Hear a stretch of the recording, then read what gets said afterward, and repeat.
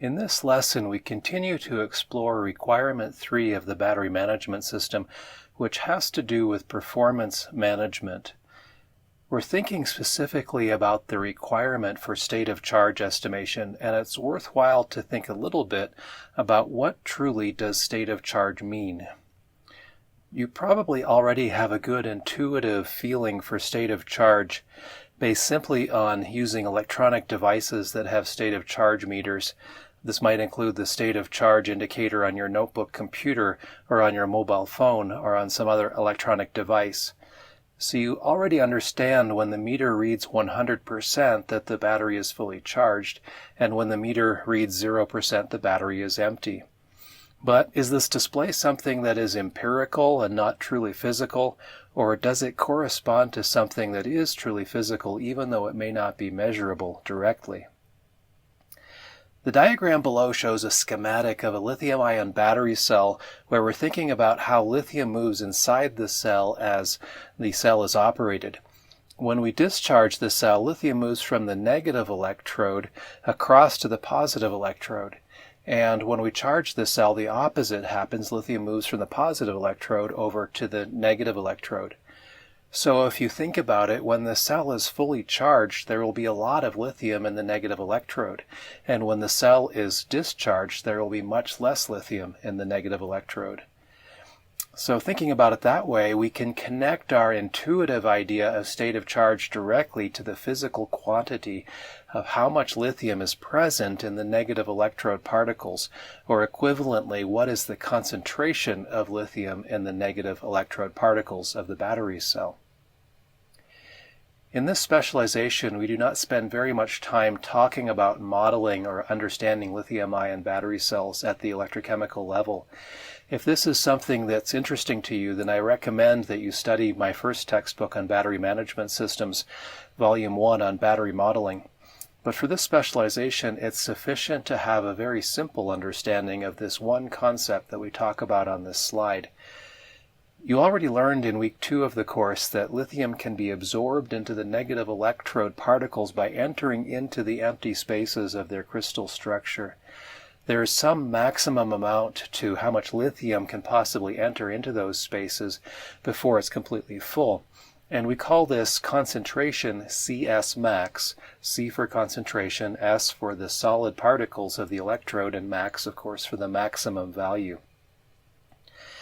So when the particle is completely full of lithium, the concentration of lithium in the particle will be CS max, and similarly, when the particle is completely empty of lithium, the concentration will be 0. At any other intermediate point, we have some other concentration, and when considering cell state of charge, the important quantity is not the local concentration at any point in the electrode or even at any point in a particle in the electrode, but instead it's actually the average concentration over the entire electrode, which I'm calling on the slide CS average, perhaps at time k. So we can normalize this present average concentration by dividing it by the maximum possible concentration to give us a value that's always between 0 and 1. And this value is called the stoichiometry of the electrode, and it's often denoted by the symbol theta, and here also with a subscript k, which refers to a point in time indexed by k. The stoichiometry is a number, as I said, between 0 and 1, and we can consider it to be a kind of an electrode state of charge. But we must understand that this electrode state of charge is different from what is reported to the user as a cell state of charge.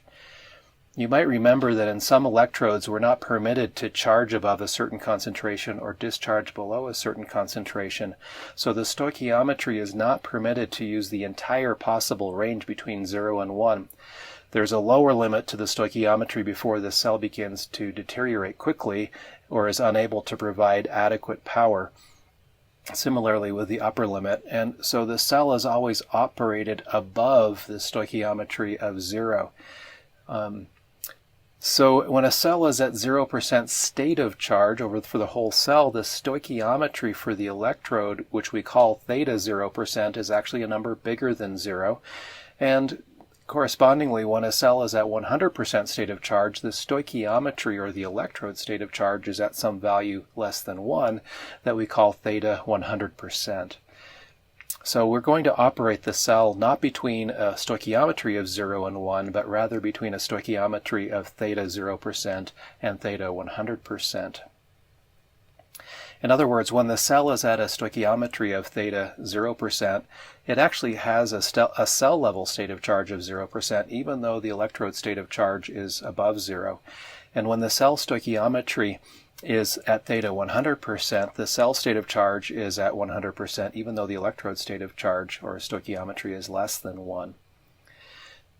So this might actually give you some insight into how it's possible to overcharge a battery cell, or how it's possible to undercharge a battery cell. It's physically possible to remove more lithium than the theta 0% to get all the way down, at least in principle, to 0. And it's possible to charge above theta 100%, theoretically up until you get up to 1. But we don't operate out of those regions, at least we intend not to operate outside of those regions for safety purposes and for cell longevity purposes. So keeping the discussion in mind of what we've said so far, we can write the cell state of charge as equal to the present stoichiometry of the negative electrode minus the 0% value of that stoichiometry, all divided by the range between the 100% and 0% stoichiometries. And this relationship, while we've discussed it for the negative electrode, actually holds for the positive electrode as well, as indicated by the second equation.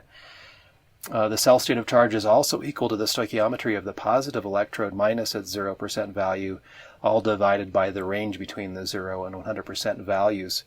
The tricky bit which comes in when we're using positive electrode numbers is that the numerator and denominator of this equation will both be negative. We still result in a positive state of charge, but it's thinking about it a little bit differently. So the state of charge of a cell is actually a physical quantity. It's related to the average concentration of lithium in the entire negative electrode. It's also related to the average lithium concentration in the entire positive electrode. So if we were able to create a sensor that could measure this average concentration directly, then we could measure state of charge directly. But at least at this point in history, no such sensor exists. So it's natural to ask whether the concentration of lithium in the negative electrode is somehow directly related to things that we can measure, such as cell voltage. Well, it turns out that cell voltage depends on the concentration of lithium at the surface of the particles in the electrode, and in particular at the surface of the particles that are in direct contact with the negative current collector. Remember that lithium, as it diffuses into and out of the particles in the electrode, causes transient concentration differences between the surface and the bulk interior concentration of the particle. And these concentrations become the same only after time has elapsed, when the cell has been allowed to rest in an open circuit condition. So remembering that state of charge depends on average concentration of lithium and that voltage depends on surface concentration at one point, we can see that there is not a direct relationship between state of charge and the voltage that we measure right now. The two things are not the same. So there's no immediate direct correspondence between cell voltage and cell state of charge. In fact, cell voltage can change for a number of reasons, even though the state of charge could be constant. For example, if we change the cell temperature, the cell voltage changes a little bit, but the state of charge does not change.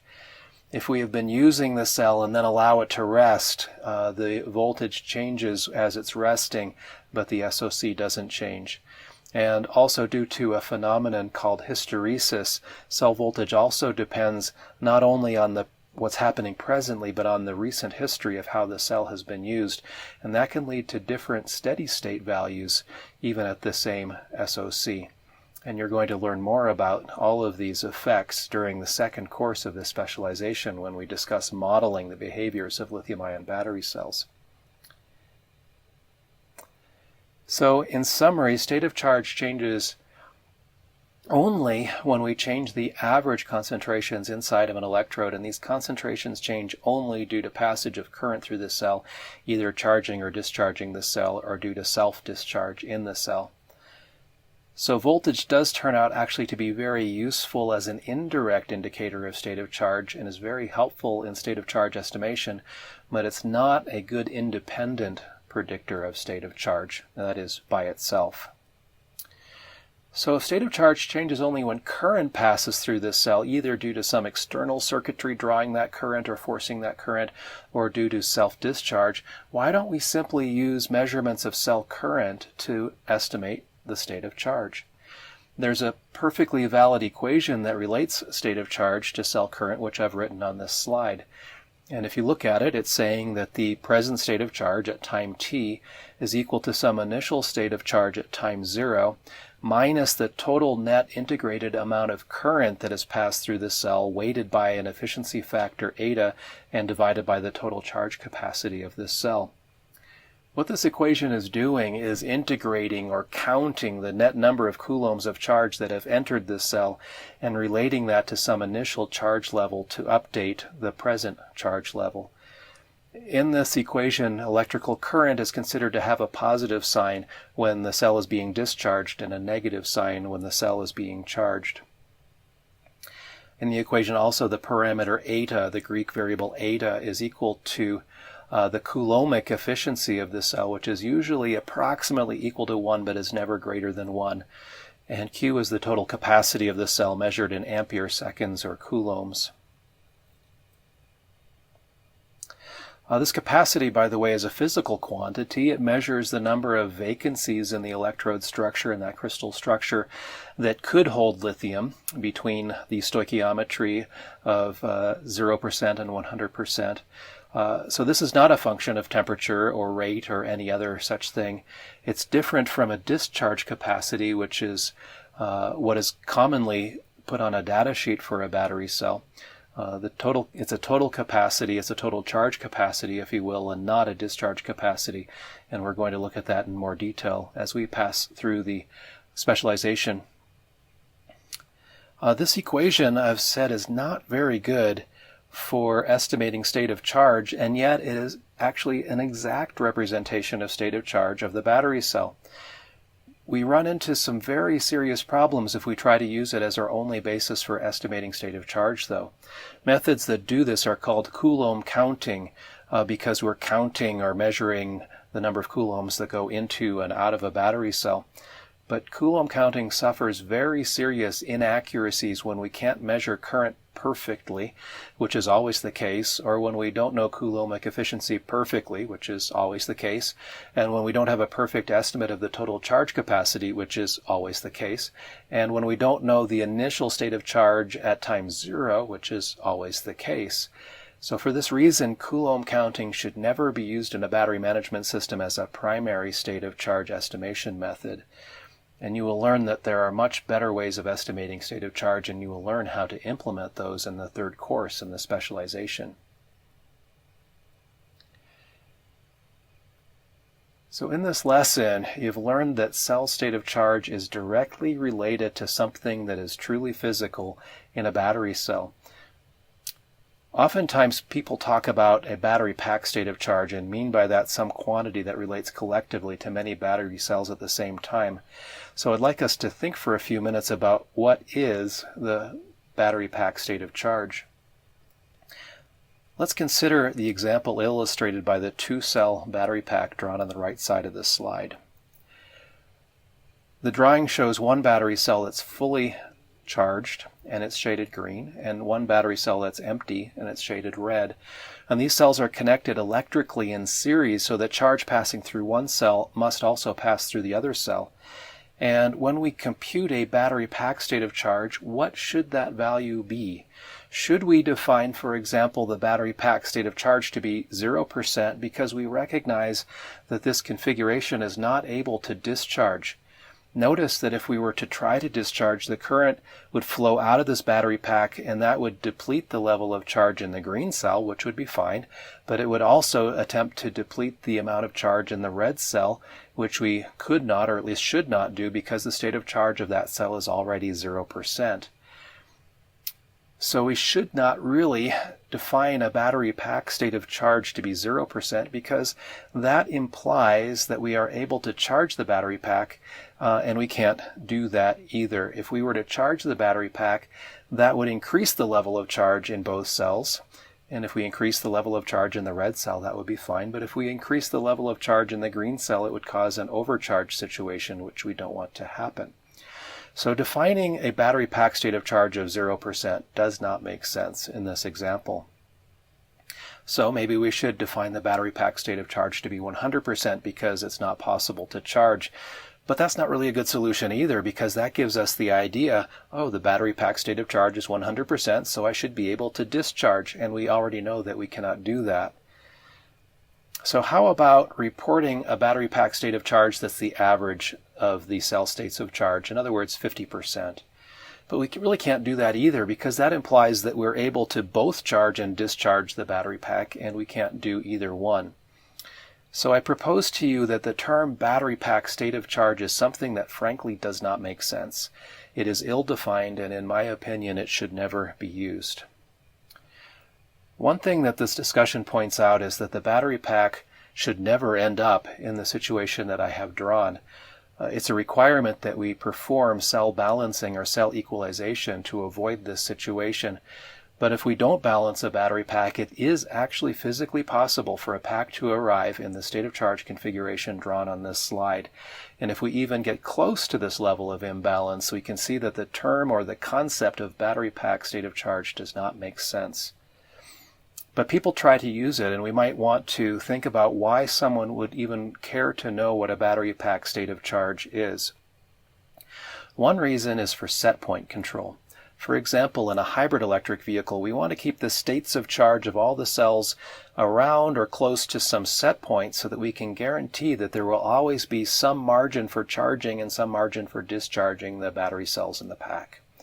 For that application, knowing the average state of charge of all the cells in the battery pack might work as a set point as long as none of the cells are at some extreme points. That is, a battery pack state of charge is not needed to perform set point control. Instead, battery pack average state of charge is needed. Adding that one term average there clarifies exactly what we mean and makes it a lot more precise. Another application for which we might want to know a battery state of charge is a distance to empty kind of calculation or a fuel gauge kind of calculation. But the true issue is not the state of charge of a battery pack, which I again argue does not make sense, but instead how much energy remains in the battery pack that might be used, and this is not the same thing as state of charge. So in my mind, there's no true application that demands knowledge of battery pack state of charge, and so my recommendation is that we don't even attempt to create an artificial quantity when other quantities might substitute better instead. So finally, to summarize this lesson, you've seen that a battery cell state of charge has a real physical basis that can be connected directly to something happening internal to the cell inside of its fundamental electrochemistry. If we somehow knew exactly the average lithium concentration in either the negative or the positive electrode, then we could compute the present stoichiometry of the electrode, and we can compute the cell state of charge given the equation that we've already seen. Generally, though, we don't know this concentration, and so we ask whether direct measurements of voltage or electrical current can be used to tell us what is the state of charge. And we've seen that it's not possible to use only voltage or only current to tell us what state of charge is. Somehow we must combine these measurements in an intelligent way and use them to help us to estimate state of charge. And you will learn how to do that in the third course in the specialization. Finally, battery pack state of charge is a concept that truly doesn't make sense, and I recommend that it not be used. Usually what people mean when they are talking about a battery pack state of charge is some kind of average of the states of charge of all of the cells in the battery pack. If that's what's truly meant, then instead we should refer to that as a battery pack average state of charge. And there are some real examples, real applications where a battery pack average state of charge is meaningful and a useful quantity, and we will see some of those as we progress through the specialization. In the meantime, though, we're going to think only about cell state of charge. And that brings us to the end of this lesson, but we're going to proceed in the upcoming lessons to think a little bit more about performance management.